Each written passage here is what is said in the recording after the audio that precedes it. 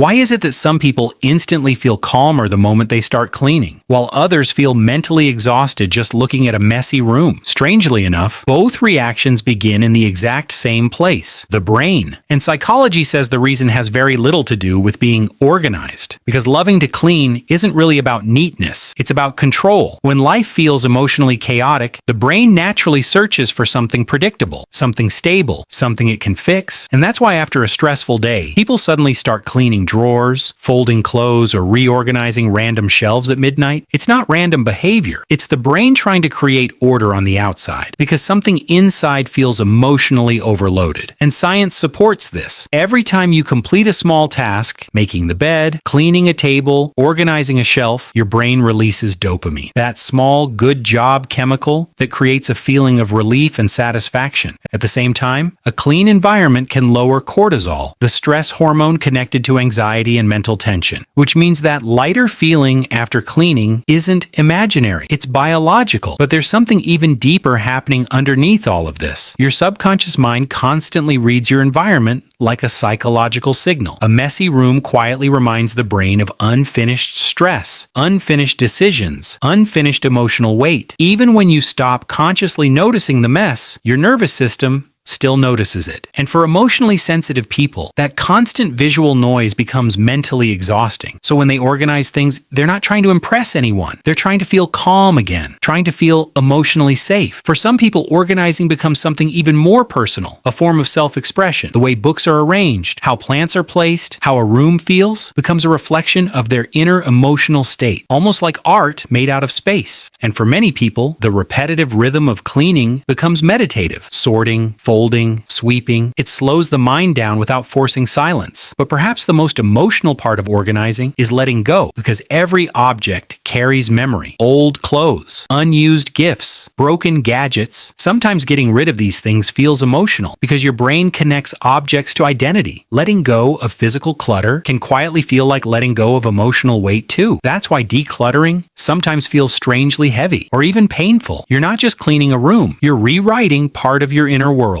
And maybe that's why a clean space feels so powerful psychologically, because your surroundings constantly affect how you feel about yourself. A peaceful room quietly tells the brain, you're capable, you're in control, you're okay. And maybe peace isn't something people suddenly discover one day. Maybe peace is something slowly created, one small task at a time.